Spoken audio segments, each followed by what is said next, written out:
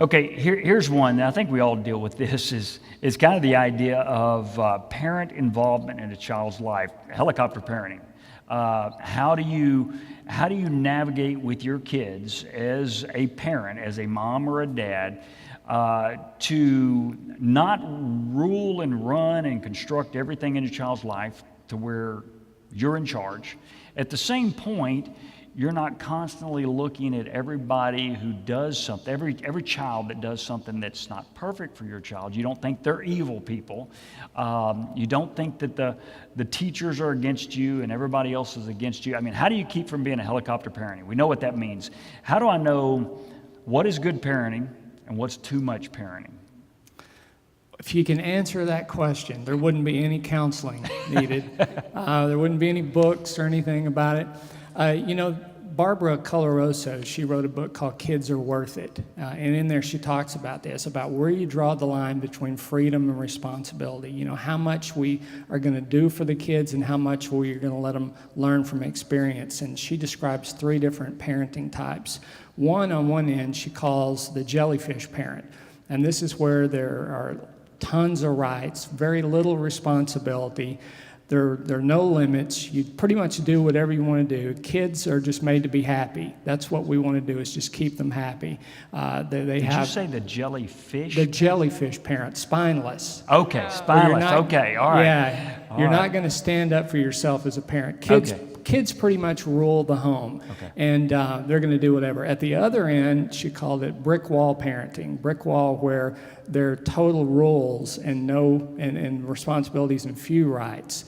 And the kid is, there's a lot of parenting styles where the kid's just supposed to follow rules all the time. Everything's about rules. Everything's about control. Very rigid, not flexible at all. Then she called the healthy parenting style in the middle, the backbone parent. And that's where there is flexibility, but there's stability also, where you balance rights and responsibilities. And I think she said that, you have to ask yourself, is what I'm doing right now as a parent helping my child become an independent, functioning member of society? And if the answer is yes, you're probably on the right track. If it's not, you might need to pull from one extreme, because the opposite of dysfunction is dysfunction. If you have no rules, that's chaotic. If you have all rules, it's a prison. Yeah. So you have to balance that. And 2, it's different with each kid. Sometimes you draw the line here because this one child needs a little more responsibility and a little more, input from you, and the other one doesn't. But and I think part of counseling is to help people find that midpoint. And again, like we've said, usually marry somebody that's at opposite ends of the spectrum, and you have to learn to work together. Yeah. You teach, and you've got a bunch of ladies. What are your thoughts on? It was interesting. We read a novel in 6th grade, and in the novel, the parents will not let their daughter go outside of their yard. And when I asked the kids, just an open-ended question, and one of my boys answered, "That's a helicopter parent." And this is a 6th grader, and I didn't even know 6th graders knew that term. Right. But he knew that his parent was a helicopter parent. Yeah, he's experiencing it. He's experienced it, yes. And so they had a lengthy discussion on this issue. And to them, in the mind of a 6th grader, a helicopter parent was someone who did not let their child make a single decision or do a single thing, an easy thing. I'm not talking about big major decisions in their life. And so I think we as parents, we have to find that balance with our kids. And I think for me, in the teaching world and in the parent world, you can identify yourself as a helicopter parent if you are trying to be involved in every single thought, action, or reaction that happens to your kids. Mm-hmm. Well, I think in that, you said every thought, action, reaction. I think probably a definition of a helicopter parent might be you're involved in every outcome. In other words, you want to make sure every grade's an A. I want to make sure every sport gets a trophy. I want to make sure my child's feelings are never hurt. And then I take that back to something you said a while ago, and what I'm doing, you shape it, what I'm doing, making sure my child's going to be a healthy, responsible, functioning adult. Right. And if we're trying to solve every problem that they have, they're not going to be able to do that. They're not going to function as an adult? Yeah, I was at a a conference Friday, and it was on adolescence. And one of the speakers talked about that, and he was in recovery. He was a high school student, and was suicidal, and he was drug addicted, and had a lot of problems. But he said that the first part of his life, his parents, they tried to protect him from everything. He was homeschooled. He wasn't allowed to be part of even an association for homeschool.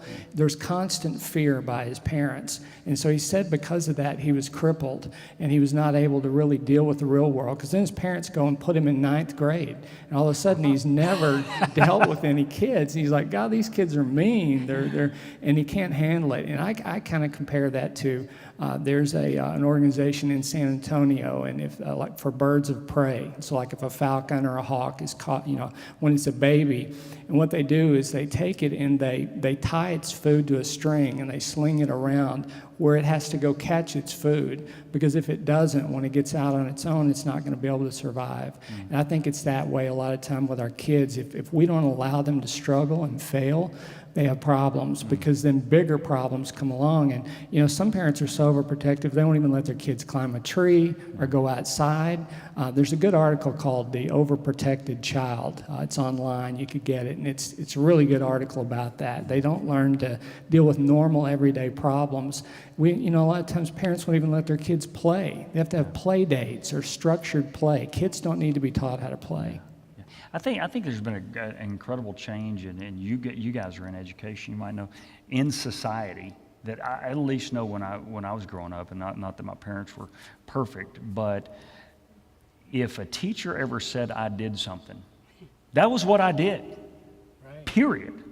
Yeah. If a coach ever said I talked back to him, I talk back to him. Doesn't matter the circumstances, doesn't matter what he did.